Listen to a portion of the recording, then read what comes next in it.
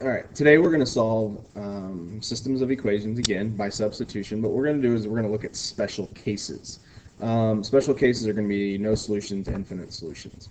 A no solution means there's no solution. An infinite solution means there's an infinite amount of solutions, which means there's no set number of solutions, which means there's more than one, there's more than two, there's more than three. It goes on forever. There's an infinite amount. You can't find them all.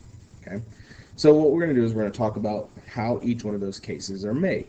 So remember in graphing, when the equations have the same slope, the lines are going to be parallel.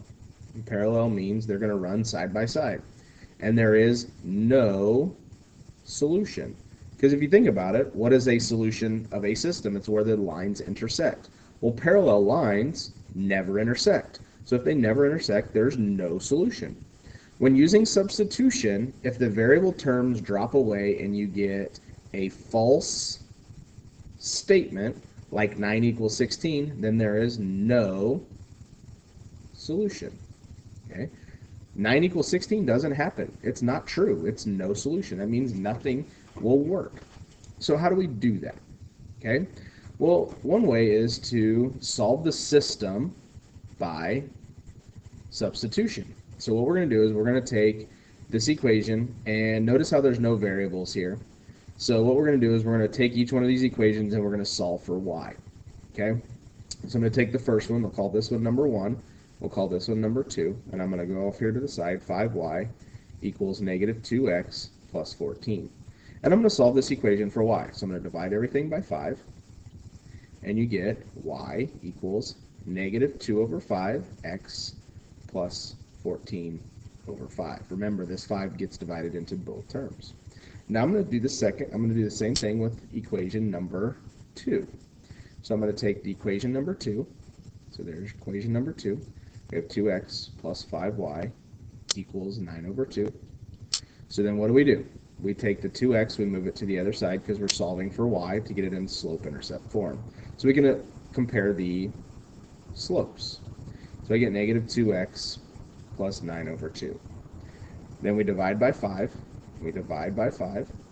And you get y equals negative 2 over 5x plus, and you can use a calculator for this, do parentheses 9 over 2 divided by 5, math, enter, enter, and it'll give you the answer, and it's going to be 9 over 10. Okay? So what happens is look at the slope. The slope here is negative 2/5.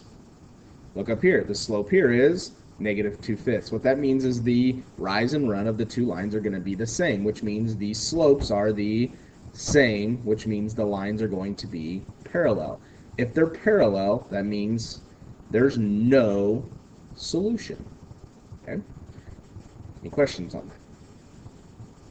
Okay. So then let's look at the next one. It says in graphing, when equations have the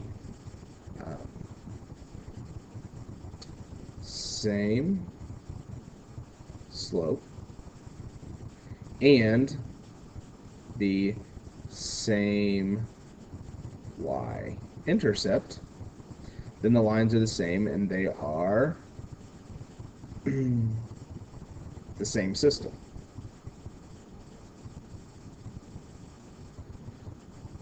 When using substitution, if the variable terms go away and you get a true statement, like 9 equals 9, then there are infinite solutions. And the reason why is because you're getting the same line.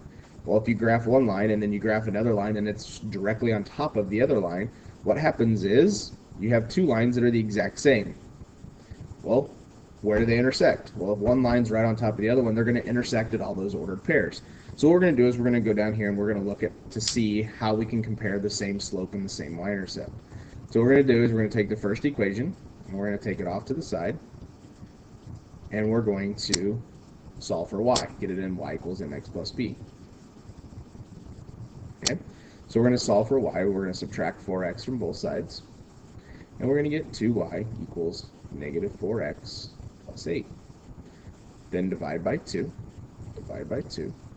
and you're going to get y equals negative 2x plus 4. And again, this 2 gets divided into both. Negative 4 divided by 2 is negative 2. 8 divided by 2 is 4. Now we're going to do the second equation.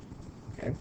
So we're going to take the second equation and we're going to do the same exact thing. Second equation is 12 equals 6x plus 3y.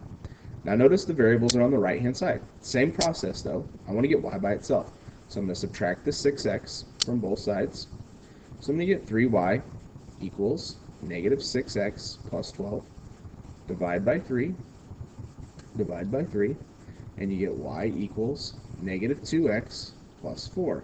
Notice how the same equation, y equals negative 2x plus 4, y equals negative 2x plus 4. The slope is the same. The y-intercept is the same, which means it's the exact same line. Well, if it's the exact same line, it means they're going to intersect at all those ordered pairs, which is an infinite solution. Okay.